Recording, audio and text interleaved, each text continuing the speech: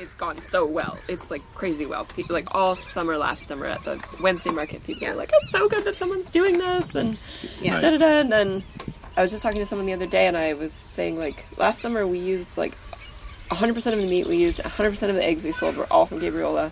Almost all the vegetables we used were from Gabriola. Yeah. And that felt really good.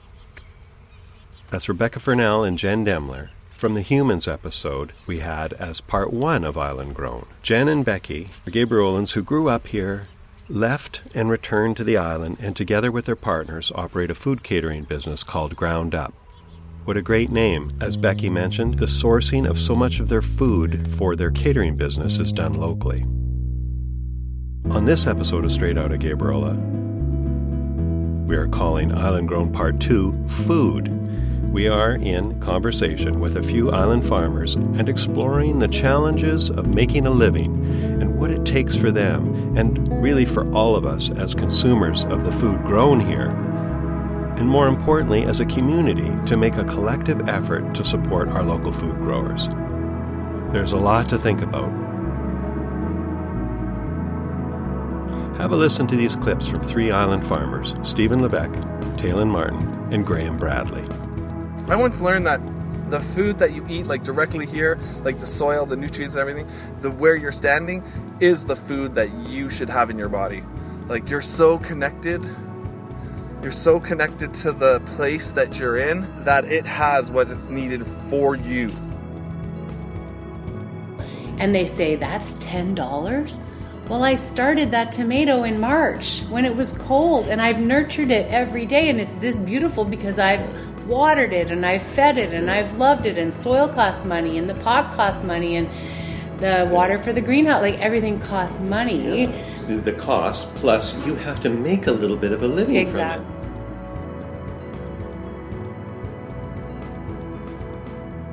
Gabriel is rich in foodies and rich in people that do grow their own food and do have that connection. So this conversation is alive and well. You know, often people are coming to the farm stand to get things they don't grow in their own garden. But then I ask, what are you growing in your own garden? And I get this sense of what's happening all over the island about what food is where and what styles they're using. And I think that that's a formidable food system, you know, that's like when it gets to seed production or this, the fact that I could ask favors, oh, can you grow this over here? And maybe you can grow that over there. And there's kind of a casual collaboration that can go on. And I think it's because of the community element, because we all know each other. There is some passion with these farmers, and we are so lucky on this island to have a diversity of dedicated folks growing food. Veritable family institutions like Somerset Farm, operated by third-generation farmer Alexa Bolton. There's Lisa and Paulin and family down at the Watercliff Permaculture Farm, Dion and Katie Peppersmith at Heart and Soil, and of course Good Earth Farm, right near the village, founded by the legendary Roisin Holland and Bob Shields over 2 decades ago, and now run by Graham.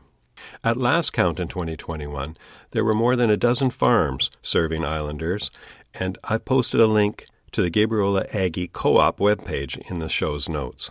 Though it reads well and sounds like it's a perfect island-grown paradise for all, as Talyn alluded to, there are a few frustrations for growers, and indeed, as you'll hear, some very real risks to food supply and moving to greater local food security if we all don't pay closer attention to how we can support our farmers. Over at Good Earth Farm, I caught up with Graham at the end of a market day. We have just about 2 acres or just over 2 acres of production space. Right. We grow somewhere between 38 and 40 different varieties of vegetables. And of each of those vegetables, there are several different varieties. Right. You know, carrots, beets, all the basics, lots and lots of lettuce, kale, celery, chard, tomatoes.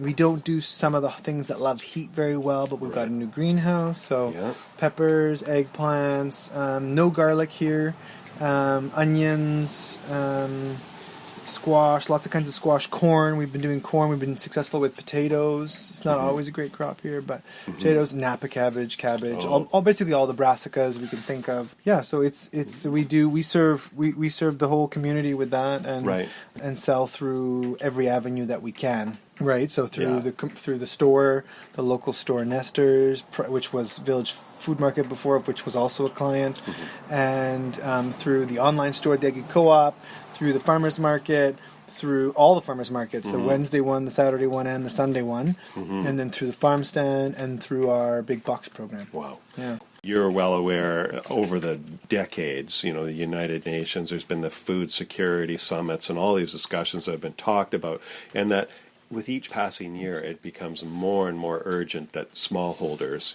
that have been disenfranchised from the big corporate farms have said, not only are the big corporate farms, climate change monsters in terms of what they're producing, what they're doing, but production, that productivity and the linkage with local communities that comes out of smallhold farms is just pays off in dividends and so much more. Like they're more productive, the connection with the landscape, they're more sustainable, all those things.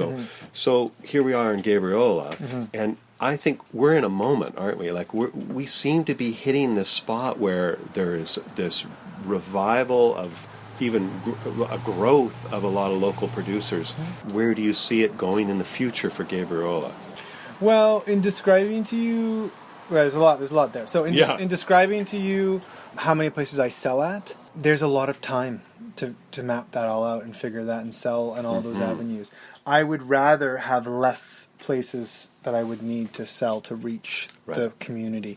And so my involvement with the Aggie Co-op board as a director is that I would like to build a new store. In that location, a building that would serve many purposes, but primarily food sovereignty. And it would be a structure with cold storage and all the parts that the building can hold to facilitate access for the community to local food and for local producers to be able to sell their produce So and make it really smooth. collaborative. Yeah, really smooth between us. I've heard of apps in Japan that text you when your stock is low. The store has an inventory, and as your inventory gets low, it sends a text message, you need to bring more of this, so you've sold out of that. And so then you go and you stock. And so there's this independence that's still there, and yet this reliance on the facility, and that what they can hold and offer. So my goal is that we succeed in building a new building, and that facilitates me being able to concentrate more on growing and less on having to do the work of sales. Yeah. The grocery store still does great business here on the island, not because of my produce, because they are the place for produce and they are connected to the global supply chain.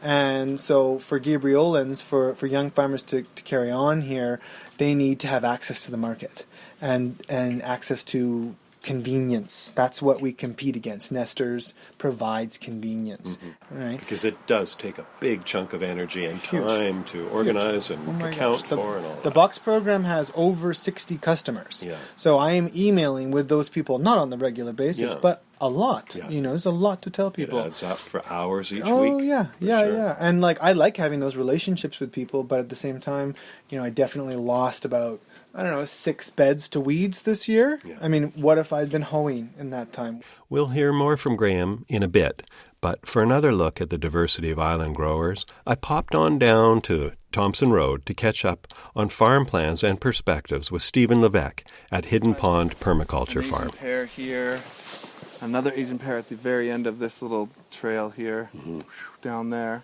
Felix loves Asian pear, so we're going to plant these especially for him. Yeah, they're beautiful. Like a special garden for him. Yeah, this is a balance of food for your family, and then also doing work with the CSA boxes in the local neighborhood. It's a tricky one, to make sure you've got enough for everyone. Visiting this roughly 5-acre property and the permaculture methods Stephen employs is kind of like stepping into the farms of our long past. Hidden Pond features natural areas, goats, sheep, chickens, hogs, greenhouses, swaled garden beds, and more. A mulberry right here. Oh, yeah. Well, eventually we'll put hedges around here, edible hedges. And like Graham and a lot of other island farms, Stephen runs a Community Shared Agriculture, or CSA, regular food box subscription service for customers. Yep, come out to the pasture. Put your boots on. You already have. Come on. He's running at high speed. Yeah, and this is Hey, guys. Liam. Liam here. Liam. Liam and Carlos. Good name. Good. Yay, down, Liam. you- I no, know. don't do Yeah, that. you want to sniff. Don't grab my phone and more the other stuff. Hey, Liam. Go get a drink of water.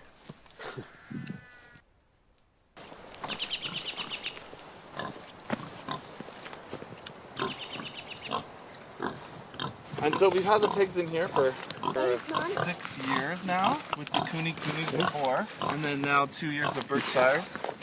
And so we're going to take this lower area where the furs are, and we're going to create a native plant restoration area down here. Right. And I'm going to put a gate over here. So if we were to walk down here, you'd see that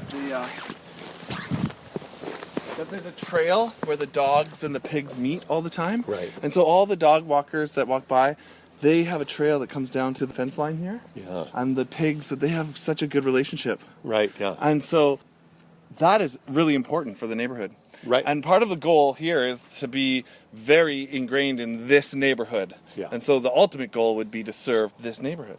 Now that we're moving the pigs out of the system for a little while, we're going to put a gate in here, put a little walk through here, and a little dog post with a little dish for water. They can lash their dogs up, and then humans can come in here, walk around. Eventually there'll be, placards. We'll be explaining what we're doing. And then up here will be a fruit and nut orchard in this area right here. Right. Coming down here with strips of medicinal herbs and pollinators and all that in between them. So from up here on this little ridge, where I'm thinking either chestnut, sweet chestnut, or magnolia. I'm not sure yet.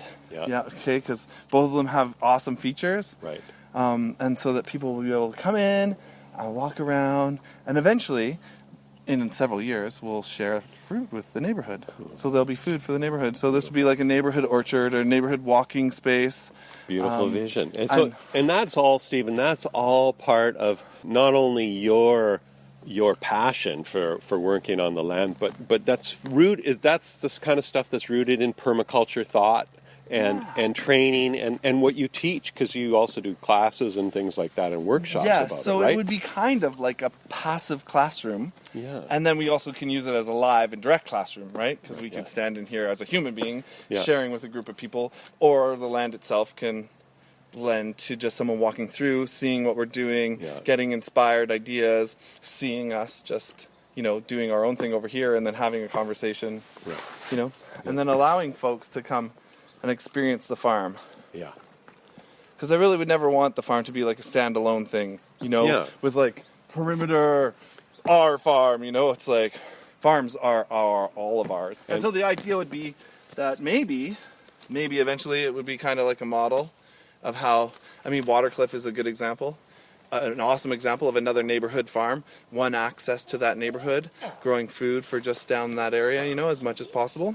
Mm-hmm. I'd like to see that be something like that translates all over the place. So there's little pocket farms in parks, golf courses, all these spaces that other people might be like, I love the golf, and I love the golf too. But the two can coexist together. That would be really neat, right? Again, that's that kind of integrated landscape, community-based thing, right? Instead of in the rough, you're in the raspberries. Yeah, yeah. Right? You there may be a scythe around to help every once in a while to swing and do a little bit of grass. Hey, while you're waiting for your mate, pull these weeds. That would be so funny. Like snack on a carrot. Right? Love it. So integrating systems, and including the neighborhood. Because I'm more interested really in teaching or sharing knowledge than necessarily just growing the food. Mm-hmm. Like I like the garden, like the vegetables as a tool for teaching. That's sort of what I would like to do. Right. And if we were really to get right into my philosophy right now and what I want to aim for, it would be what I went to school for, which is horticultural therapy and supporting adults in recovery. So adults who have gone to, let's say, a recovery program and have been clean for a couple years, feel good, but job skills. Horticulture is a good way to do that, like that biggest connection. Really restores the soul and grounds you. Yeah. That's Stephen's younger son, Cedar, you hear with us. Raising his family on a farm was vitally important to Stephen, as are following the principles of permaculture, which in essence is an approach to land management that is regenerative of the farm fields and soils. Rewilding and community resilience are really important, and it really is all about adopting arrangements for growing food that are observed and true to keeping flourishing natural ecosystems. And Stephen is also exploring biodynamics. And then we've actually been moving further into biodynamics lately.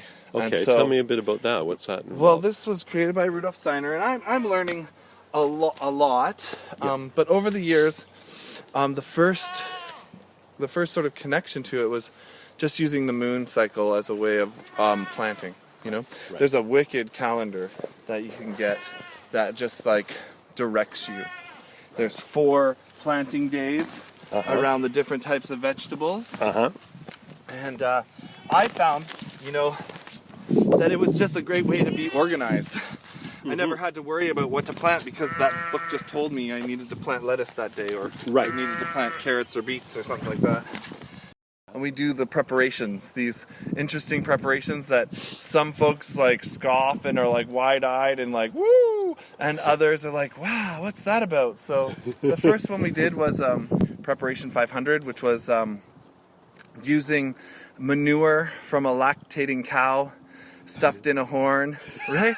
Stuffed in a horn and buried in the ground for 6 months. Yeah. Interesting stuff. Yeah. It's all rooted in like our ancient human techniques that were tried, right? Yes. And tried and true. Yes, and so we've completed that, harvested it, and spread it around the farm for this season, 3 times this season, up top in regeneration zones, all through here just last weekend. Yeah. And we'll see over time how it helps to re-nutrify the land and make it more rich. I can just hear some of my relatives from the prairies listening to this and going, what the f***?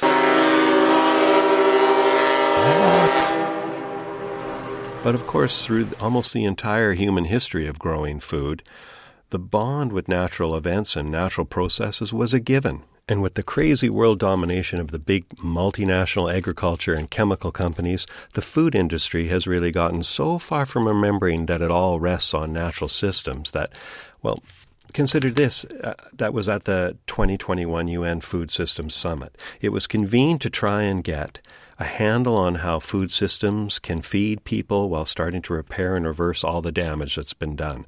The waste, climate change, and the loss of biodiversity and nature. Well, the world's small farms of 5 acres or less produce about 34% of food supply for humanity. But get this, it's only on 24% of the world's lands considered agricultural. Thinking about that big picture matters. It matters here on this island, and it matters in all communities, where hopefully the foundations of sustainable agriculture are starting to really take root.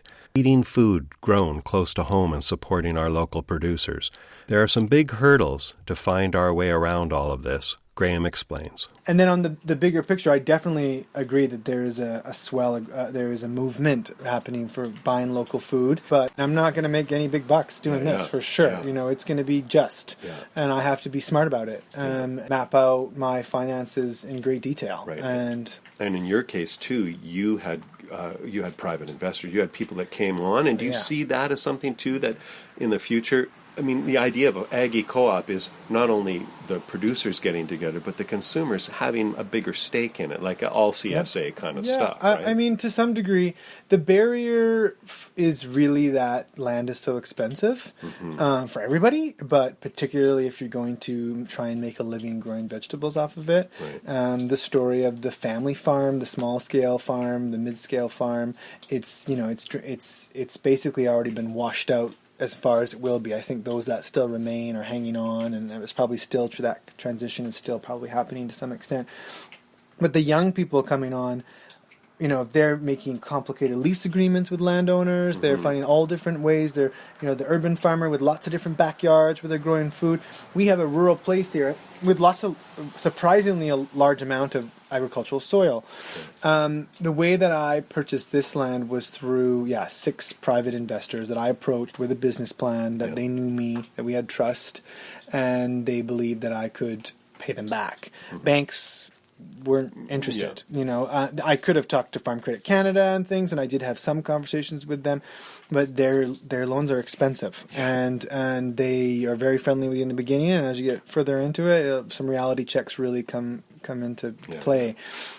And so that land access piece is problematic in some ways. I feel that I'm an exception to the rule about how it all unfolded for my age. I'm in my late 30s. I've got over a decade of farming experience.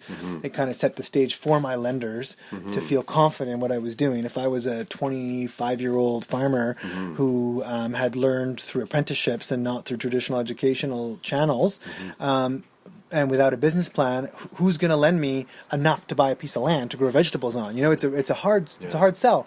And so I think that one of the answers, and Gabriola included, is for agricultural land to begin to leave market value and, in a sense, be owned in trust by the community. So not some off-island situation owned by a trusted organization that probably has charitable status, that opens itself up to young farmers or for whatever age farmers who want to make a go at making a living doing that and providing them with very cheap access to that land for agricultural purposes, for organic farming, for agroecology. I mean, this is the UN terms. This is La Via Campesina. I'm a member of the National Farmers Union, and we've been talking about agroecology for quite a number of years. These are the ways that a lot of the world is fed. Like you said, that the small scale farmer feeds efficiently a lot of people, and Gabriola has room for more. We just had to walk down the street, and there was a farm in, every couple kilometers because someone took an acre and decided to do that and was passionate about it. Like food systems could be secured pretty quick. I mean, especially on these little islands, I've always thought that Gabriola had the brains to do whatever. There's 5,000 people here roughly, and I'm sure that we could figure out any problem that we needed. I'm sure that someone's squirreling away the mechanical knowledge or the tool that we could do to build these things. I want to empower people to grow their own food as well, because I think that when people can grow their own food, they start to kind of see how hard it is and that it's work, and then they appreciate the farmer more. That's Talyn, who you heard earlier. She was burnt out from farming in the Cowichan Valley and in need of life in a smaller, less busy community. She and her partner Mike moved to Gabriola in 2018. But getting out of farming, however hard on the body and frustrating, it can be hard when you've got that soil under your nails and you can't get it out. The farming community on Gabriola is kind of like a gentler, exponentially poorer version of the mafia. The family. After trying to get out of farming, Talyn found herself joining the Aggie Co-op, helping set up the online market store, and getting a greenhouse veggie starts business going in collaboration with Graham at Good Earth. Talyn, hi, how are you? As a former farmer, in quotation marks, Talyn offers some of her insights and warnings. And the greenhouse element was something that the biggest thing I missed about farming, just being in that warm space in the spring, and it's beautiful. I loved that. I loved all aspects of farming, but I think I loved that springtime because everything's so promising, because you're taking these little tiny seeds and you know it's going to be this beautiful plant. And now when I sell it to someone, I feel really good about it. And so what are some of the things that are really frustrating in that in the perfect world, and maybe we'll get there, right? With this resurgence of energy and people and thinking about local and, coming out of the pandemic and the way it's been, what are the pieces that are missing that we need to make it better for the grower and for the consumer to switch on finally to the challenges of local food production? And Well, CSA started as a model decades ago, and the idea around CSA was that you're investing in me and I'm giving you produce based on what's growing well for me that season, and you're more in touch with the farm, you're understanding what's going on in the farm.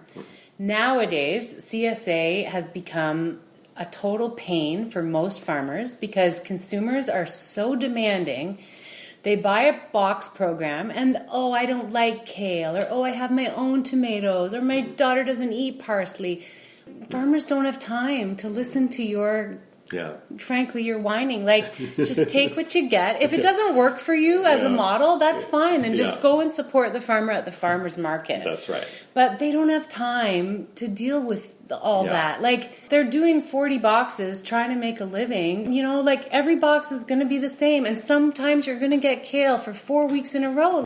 So it's an education piece of learning how to cook with what you're getting, or just learning to deal with it. And same at the market. You know, people coming to the market in April and wanting basil. And how are you possibly growing basil? And I don't have time at the market. Like, I'm there for 3 hours. I need to make $2,000. Okay, so you do the math, how many customers I need to get through my stall to make that amount of money. I don't have time to sit and talk to you for 20 minutes and explain to you, A, why the basil costs $4, or B, why I don't have basil in April. So do your own research.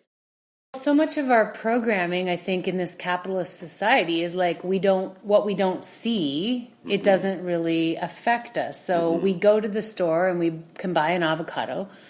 It's delicious, of course, but we don't see the impact that this industry is having on Indigenous communities in South and Central America. Like, we were in Costa Rica a couple years ago, and they can't afford to buy their local avocados anymore, because the demand is so high for your avocado toast now in North America that they can't sell them, they can't afford to buy them locally. So each avocado is like a couple hundred liters of water to produce a single avocado. And with climate change, like, these are real numbers, these are real impacts, and then they're just deforesting, like, this huge biodiversity being wiped out to monocrop for avocados. Of course you want to get in on the game, there's money to be made, but at what cost again, right? So it's just interesting. We just have to, I think we just need to start thinking about all this stuff more and more, about the costs down the line of what we're spending our money on. And to your point again, you know, the basil consumer in April, where's my, you know, how come I want to get a big bunch of basil for my meal tonight? Yeah, so you need to buy the basil when it's in season and make pesto, and then you have your basil in March coming out of the freezer or whatever. I mean, I get it that people don't know this stuff anymore. Like, you know, our grandparents just did all this stuff. It was just normal, but we don't live in that society anymore. And I think there is a swing, there is heading back, but I also surround myself with people that get it. Yeah. So it's easy for me to live in my little bubble thinking, la la la, we're all making pesto and we all understand. But then you go out to the wider world at the market or wherever, and you're just like, oh no, we're not there. Like, we're not there. So en masse, we are a long way from there. Right? Yeah, there's pockets. Yeah. So I'm constantly just asking, like, where's the line? Like, when do people finally?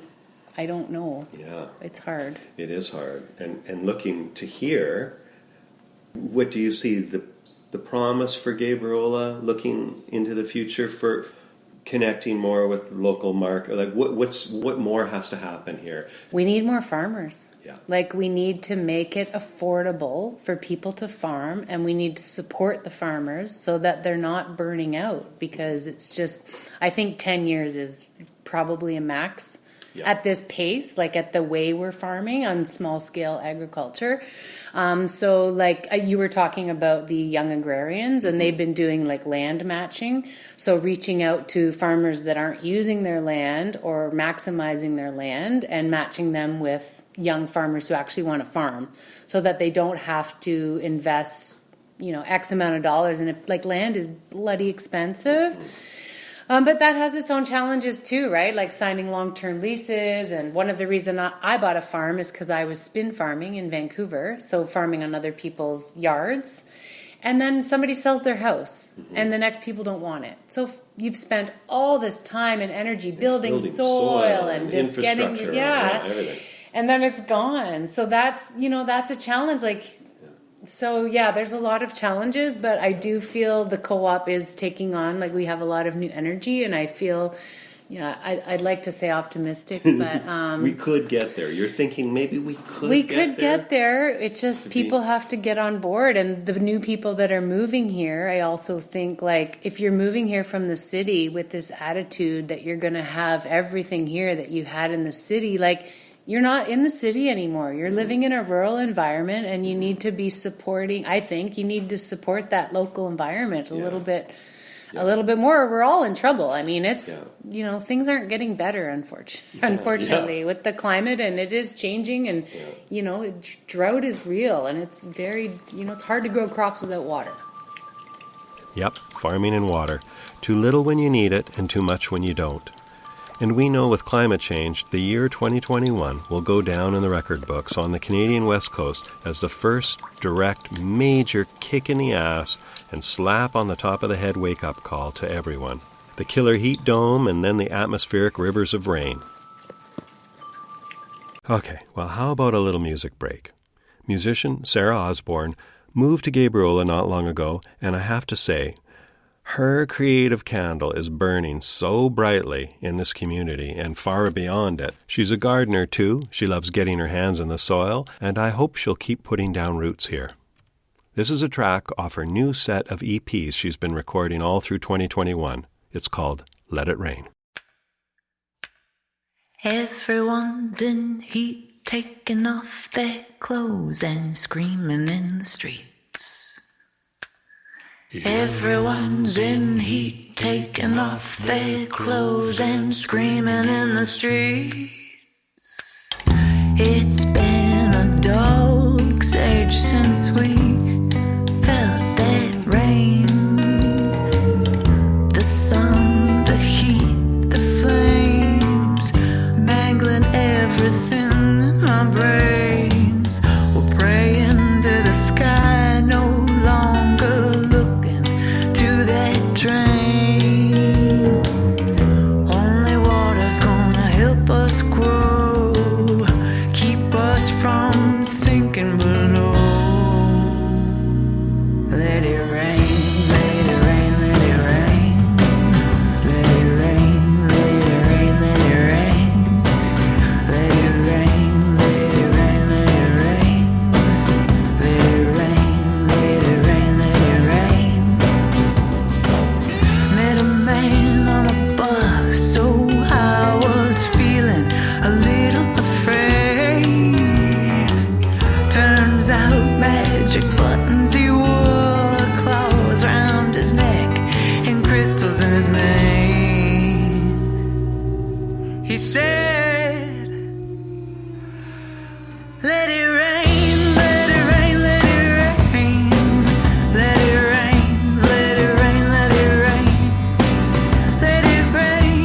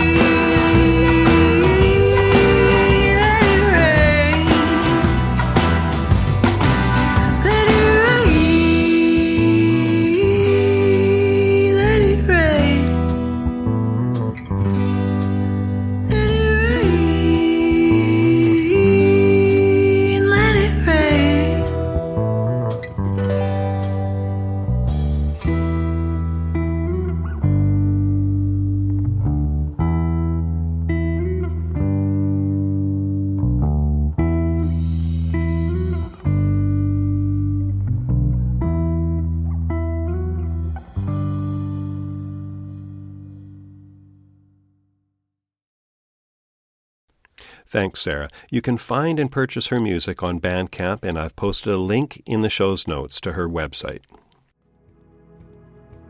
So when it comes to island grown, both humans and food, there is much here to think about and take action on. It's going to take all of us working at it, investing in it, demanding our governments wake up and move more decisively, kind of like treating it like it's another sort of pandemic in urgency, so we can get good things happening before this island loses so much of the agricultural and human culture we hold so dearly. Some final thoughts from Graham. The part of me that why I'm loving it and want to continue to do it is because I've actually never been a part of a community the way that I am now. Growing up in Nanaimo in a suburb, I knew lots of people, but there's something different for me, about actually playing this role in this community. Being a food producer and running a small business, and I do volunteer a fair amount as well, and how I've connected with people and how well I know most of my clients. It's really special. It's really when I go around in the community, people are asking me about the farm and how I'm doing, and that really excites me. That people are in touch with me as a grower, and thus with their food, because I tell them stories of the farm. I tell you what's the story. Well, this is weedy, and this is going well, and we've got a problem with the muskrats, and we got this, right? Like there's a piece of them connecting to the land through their food and through me, and I really love that space. I think that's I have purpose. Thanks for listening. I'm your host, Ken Gurr. Bye for now.